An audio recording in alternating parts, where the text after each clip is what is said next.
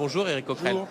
Une première question, on l'évoquait il y a un instant avec Néla Latrousse. Est-ce que votre groupe, est-ce que les Insoumis ont prévu quelque chose de particulier pendant le discours de politique générale du Premier ministre? Est-ce que vous allez faire du vacarme, faire claquer vos pupitres, bref, lui rendre la vie impossible pendant ce discours, puisque vous considérez que son gouvernement n'a pas de légitimité? On va montrer notre opposition. Alors de la manière, vous verrez, c'est une surprise, mais on va montrer qu'on est opposé à un gouvernement qui, je rappelle, est illégitime par rapport au suffrage universel et qui est un gouvernement, on va la dire, à la fois réactionnaire et austéritaire. Donc vous imaginez bien que nous n'attendons pas grand-chose de son discours. Mais vous dites, ça sera la surprise, on ne vous dit pas. Ça veut donc bien dire que vous avez prévu quelque chose qui sort de la simple protestation habituelle. On a prévu de montrer notre opposition. Vous disiez il y a un instant, les mots sont importants, un gouvernement réactionnaire et austéritaire.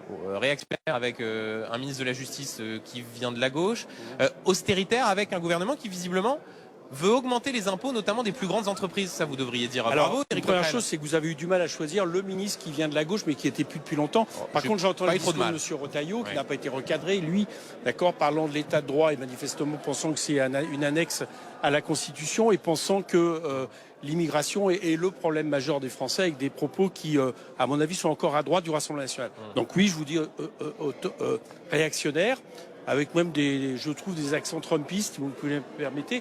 Et quant à l'impôt dont vous parlez, on va l'attendre. Moi, ce que je sais, c'est qu'on a la cure de baisse de dépenses publiques la plus importante de la Ve République. C'est ça qui va être dans le budget. Et je crois que les grandes entreprises, ça sera assez homéopathique. J'en suis même certain. Oui, mais malgré tout, Éric Coquerel, vous avez dit de toute façon qu'une motion de censure serait déposée. Elle sera discutée la semaine prochaine.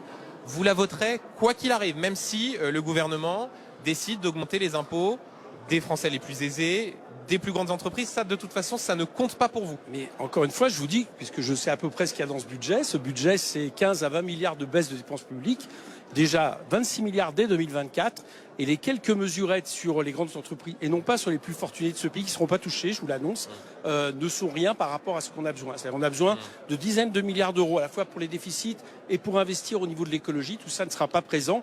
Et sinon, sur le reste, je vous renvoie aux déclarations de M. Retailleau. Je pense que M. Retailleau, quand il a des propos aussi extrémistes, c'est qu'il pense que ce gouvernement ne passera pas non plus l'hiver. Et que cette majorité entre guillemets, ce socle électoral de M. Barnier va exploser. Voilà, c'est ce que je crois. Parce qu'il est miné par des contradictions et manifestement, à l'intérieur de ce gouvernement, certains ont envie que ça s'accélère.